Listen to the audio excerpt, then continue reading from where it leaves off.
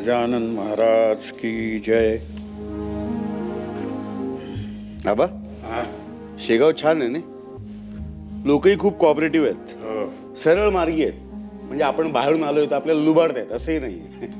अरे असे वागले नाही तर महाराज त्यांना क्षमा करतील का? खरंय खरंय. पण आबा मला एक कळत नाही की अशा सरळ मार्गी लोकांना जास्त संकट का भोगायला लागतात. म्हणजे बघा ना, शेगाव विदर्भात आहे आणि जे शेतकरी आत्महत्या करतात त्यांची संख्या जास्त विदर्भातल्या शेतकऱ्यांची आहे. असं का होतं? सुहास, महाराजांचा या गोष्टीशी अर्थार्थी काहीही संबंध नाही. अव्यावहारिकपणा हे त्यामागचं एक कारण असू शकेल. पिकवलं ते टिकवलं असं असलं तर सहसाही अशी परिस्थिती येणार नाही. अनावश्यक खर्च टाळा, भविष्याची तरतूद करा, उधळपट्टी करू नका. अरे चलनातल्या नाण्याशी कधीही संबंध न आलेल्या गजानन महाराजांनी त्या काळी ही शिकवण दिली होती. म्हणजे बघ, हा थोर संत किती द्रष्टा होता ते. तुला बंडू तात्या आणि महाराज यांची एक गोष्ट सांगतो. बंडू तात्या खूप सज्जन होते, धार्मिक वृत्तीचे होते. दान धर्म केल्यानं पुण्य लाभतं असं लहानपणापासून त्यांच्या मनावर बिंबवलं गेलं होतं. गीते, अगं तुझ्या बाबांचं कसं काय चाललंय माहितीये ना तुला? कसं चाललंय? अगं बाई, आपला व्यापार किती छान चाललाय, कापसाचा व्यापार. आणि किती छान पैसे पण मिळतात आपल्याला. पण हे तुझे बाबा हे पैसे आपल्या घरासाठी कमवतात का दान धर्म करायला कमवतात तेच कळत नाही. अगो रस्त्यात कोणी दिसला गरीब बिचारा की गेला यांचा हात खिशात हात घालायचा आणि पैसे देऊन टाकायचे. हे असं चाललंय यांचं. अगो अशाने आपण भिकेल लागू. आई अशी काय बोलतीयस? अगं बाई, तुला हिशोबाचं महत्व समजावून सांगते. मोठी झालीस ना म्हणजे आठवतील माझे शब्द. हे बघ अगोबाई, गाठीला पैसे बांधून ठेवायला शिक. काय? हो आई. हा. अगं बाई आले वाटत. आव काय हो? नाही म्हणजे एवढा उदासवाणी का दिसतोय चेहरा तुमचा? संपलं, सगळं संपलं. सत्यानाश झाला सगळ्या गोष्टींचा. अहो, काय झालंय सांगताय का? रातोरात सगळ्या गोष्टींचा सत्यानाश झाला. हा बंडू तात्या भिकारी झालाय. हो, असं काय बडबडताय हो त्या भरल्या घरात? काय झालं ते सांगा बरं. अगं, कापसाच्या धंद्यात मोठी खोट झालीये. धंद्यासाठी सावकाराकडनं कर्ज घेतलंय. आता त्या कर्जाचं व्याज मी कसं फेडणार? काय रे, किती रक्कम हवी तुला वासुदेवा? 50 रुपये. 50 रुपये? अरे एवढ्या मोठ्या रकमेची तुला रे काय गरज पडली? बहिणीचा साखरपुडा झाला, 2 महिन्यांनी लगीन आहे म्हणून लागते. पण फेडणार कसे? फेडणार. नाही नाही, ते तुला फेडावेच लागतील. अरे पण 50 रुपये म्हणजे काय छोटी रक्कम नाहीये. काहीतरी तारण ठेवावं लागेल. तारण?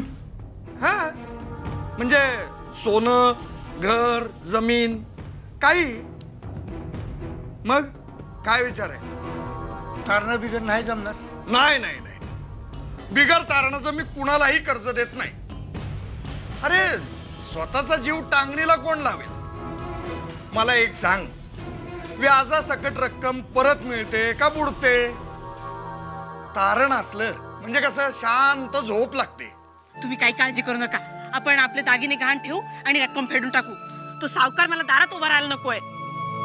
नाही नाही, अगं तुझे दागिने विकून सुद्धा कर्ज फिटणार नाही त्याचं. अहो, का केलं एवढं कर्ज तुम्ही?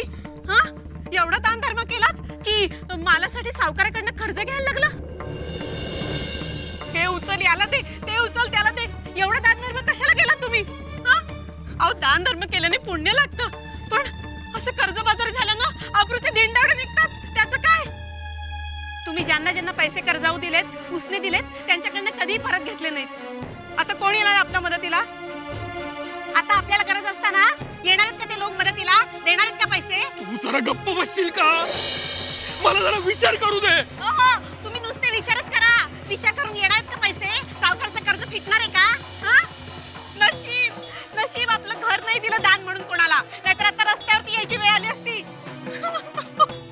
करा. काय ऐकतोय? मी जातोच इथून. मी निघून जातो इथनं. मी जातो निघून इथून. काय रे अण्णा, जाऊन आलास का त्या बंडू तात्याच्या घरी? हो जाऊन आलो. त्यांनी भेटले नाहीत. त्यांची मालकीन पण म्हणाली की ते कुठे गेलेत माहित नाही. माहित नाही. माहित नाही म्हणाली.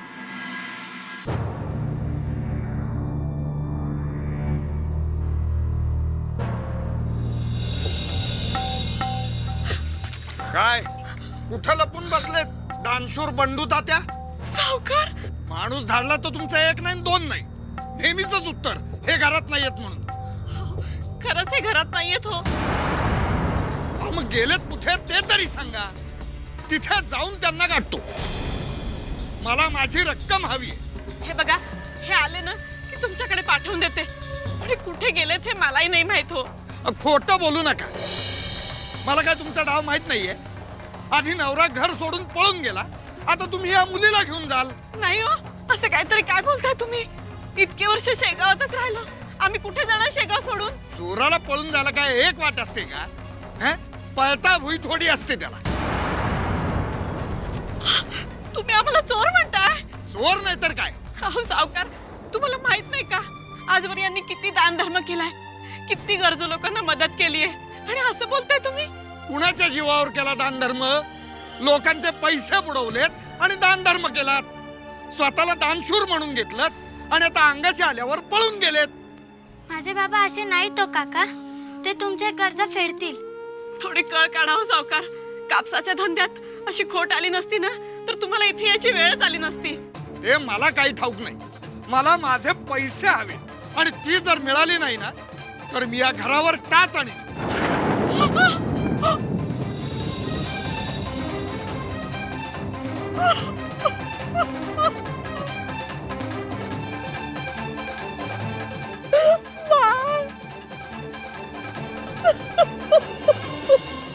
कुठे होता तो तुम्ही?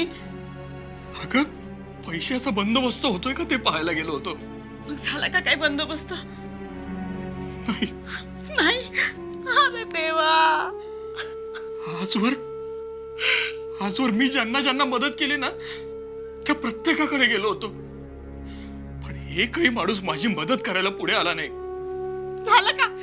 झालं का तुमचं समाधान? तेव्हाच मी तुम्हाला सांगत होते, पण तुम्ही माझं ऐकलं नाही. असं करू नका म्हणून किती वेळा सांगितलं. तुमच्या या दान धर्मामुळे एक दिवस रस्त्यावर येऊ आपण. आता काय होत बसलंय? मगाशी तो सावकार आला होता, घरावर जप्ती आणि म्हणाला. ओ, खरंच घरावर जप्ती आली तर काय करायचो आपण? कुठे जायचो आपण? तुमच्या या दान धर्मामुळेच हे सगळं झालंय. आता आपल्या आबरूचे धिंडवणे निघायचे फक्त बाकी आहे. हे बघा, तुम्ही काय वाटेल ते करा. ताबडतोब त्या सावकाराच्याकडे जा, हाता पाय पडा, त्यांना समजावून सांगा. म्हणा आमच्या घरावरती नका हो तुम्ही जप्ती आणू. बायका मुलांचा माणूस आहे म्हणा.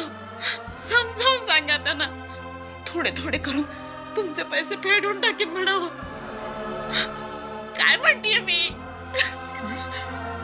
तू मगाशी सावकार आलेला पाहिला मी. काय? हो, तुम्ही बघितलं त्याला? अहो, मग पुढे का नाही आला त्याच्या? का तोंड लपवलं? अगं काय बोलणार होतो मी त्याला, सांग ना. कुठून पैसे देणार होतो मी त्याला? आजवर मी लोकांच्या घरी जाऊन त्यांना मदत केली, पण आज तो माणूस माझ्या दारामध्ये पैसे मागायला आला. सांग ना, काय सांगणार होतो मी त्याला?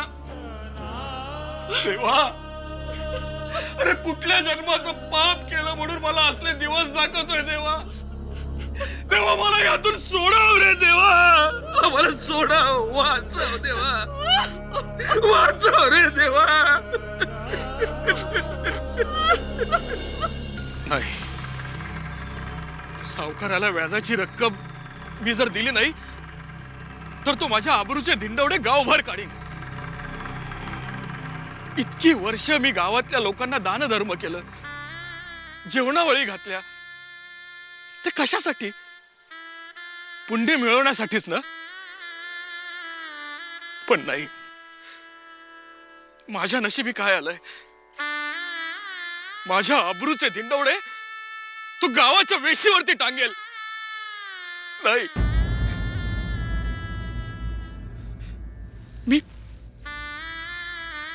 मी कसा जगणार?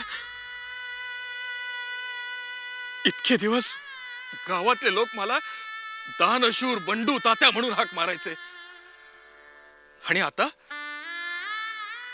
तेच लोक पुन्हा मला माझ्या तोंडात शेण घालतील. नाही, मी कसा जगू?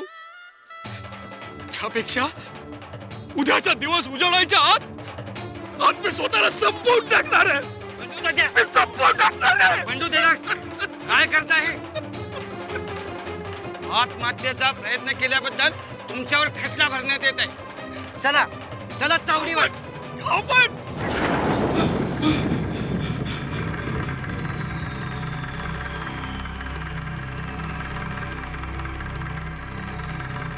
पोलीस पाटील?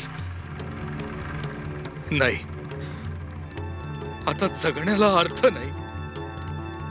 सावकारानं मला चोर ठरवलं. मी आणि चोर? देवानं माझ्याकडे पाठ फिरवली. आता मलाही आयुष्याकडे पाठ फिरवावी लागेल.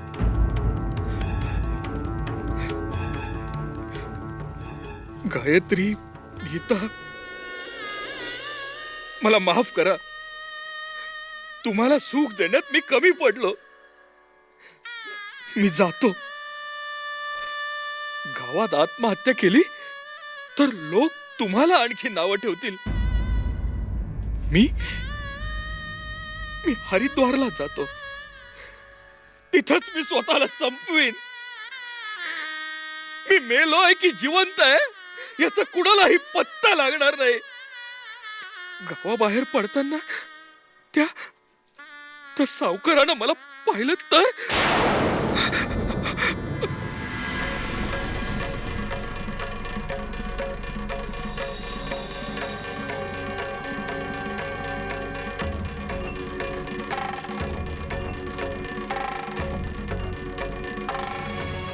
बंडू तात्या, अहो बंडू तात्या, बंडू तात्या, अहो कुठे निघालात? क्षमा करा, मी आपणाला ओळखलं नाही. आपण मला कसं ओळखलं? अहो बंडू तात्या, शेगावातच काय पण अख्ख्या पंचक्रोशीत तुम्हाला कोणी ओळखणार नाही असा एखादा तरी माणूस सापडेल काय? पण हे काय निघालात कुठे? मी काय आणि हे काय अशा अंगाला राख फासून कुठे निघालात? हो, ही राख नाहीये, भस्म आहे. भस्म. भस्म? हो. शी शी शी शी शी, काय अवतार दिसतोय तुमचा.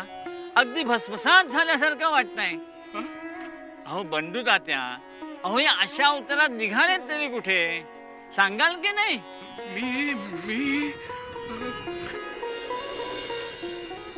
मी तीर्थक्षेत्रासाठी हरिद्वारला चाललोय. हरिद्वारला? छान.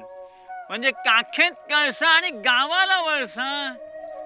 म्हणजे माणूस देवदर्शनाला जातो ते गाऱ्हाणं मांडण्यासाठी, संकट निवारण्यासाठी, बरोबर ना? हो. मग बंडू तात्या, त्यासाठी एवढं लांब हरिद्वारला जायची काय गरज आहे? मग अहो गजानन महाराज आहेत की शेगावात, त्यांची प्रथम भेट घ्या आणि मग वाटलं तर हरिद्वारला जा. कसं? बर, नक्की जा. हं? भेटा महाराजांना. नक्की भेटेन मी महाराजांना.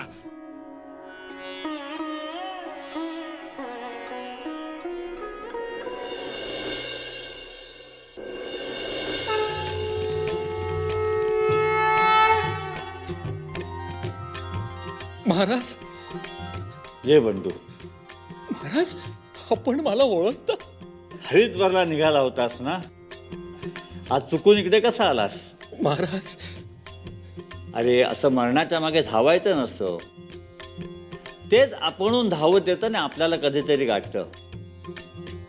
लक्षात ठेव, यमराज हा असा एकच आहे की जो कधीही लाच घेत नाही आणि आपलं काम चोख बजावतो. महाराज बंडू, घरी जा. तुझ्या शेतामध्ये बाभुळीचं झाड आहे. हो त्या झाडाखाली खड्डा खण. आणि आणि काय करू महाराज? आत्महत्या कर. महाराज अरे वेड्या, त्या खड्डा खणल्यानंतर तुला विपुल धन सापडेल. महाराज हां, आणि त्या धनातून तुझ्या सगळ्या विवंचना मिटतील. आणि जर का तुला दानधर्म करायचाच असेल तर अंगावर तर सोडून दानधर्म करू नकोस, उरल्यामध्ये दानधर्म कर. आणि लक्षात ठेव, मुलीच्या भविष्याचा विचार कर आणि तिची आणि पत्नीच्या भविष्याची तरतूद करून ठेव. जा. हो महाराज.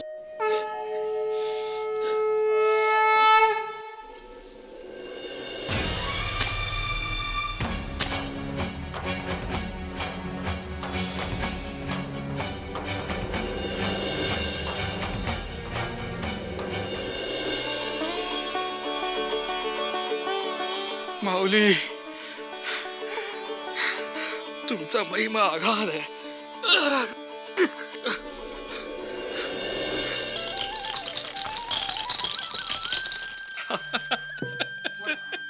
अहो, हे काय हे सुवर्ण मुद्रा? हो सावकाराचं कर्ज फेडण्यासाठी तुम्ही चोरी केलीत की काय? नाही गायत्री, हा गजानन महाराजांचा कृपा प्रसाद आहे. त्यांनीच मला या मुद्रा मिळवून दिल्या. खरंच? हो हे बघा, आपण आधी त्या सावकाराचं कर्ज फेडून टाकू. हो हं? त्याचं तोंड बंद होऊन जाईल म्हणजे. आणि मग उद्याच आपण महाराजांच्या दर्शनाला जाऊ. हो. गण गण गणात पोते, गण गण गण गण गण गणात पोते. महाराज महाराज महाराज महाराज महाराज, तुमच्या कृपेनं आमचे जुने दिवस परत आले महाराज. महाराज महाराज, समजवा यांना. आता तरी आपला दान धर्माचा हात आखडता घ्यावं म्हणावं. घाबरू नकोस, आता बंडू अशी पुन्हा चूक करणार नाही. काय रे? महाराज, आधी भविष्याचा विचार करीन आणि मगच दान धर्म करीन. गण गण गणात बोलते, गण गण गणात पोते, गणात. गण गण गणात. तर असा हे सुहास, दान धर्म करावा, अध्यात्म जपावं, पण त्याची सांगड व्यवहाराशी करू नये, नाहीतर बंडू तात्या सारखी परिस्थिती उद्भवते. माणसानं आपलं हांतरून पाहून पाय पसरावेत. खरंय खरंय आबा. काही ना असं वाटतं की आपण दक्षिणापेटीत पैसे टाकले की ते देवाला पोचते झाले. नाही, असं नसतं. मंदिर कुणाच्याही एकाचं नसतं, ते सर्वांचंच असतं. त्यामुळे दानपेटीत टाकलेल्या पैशातून मंदिराचा खर्च भागवता येतो. बरोबर आहे. चला झोपूया आता. अरे पण झोपल्यानंतरही डोळ्यासमोर शेगावीचा गजाननच येतो. माणसाने अंतरुण पाहून पाय पसरावे, अन्यथा कर्जबाजारी होऊन आत्महत्या करण्यास माणूस प्रवृत्त होतो.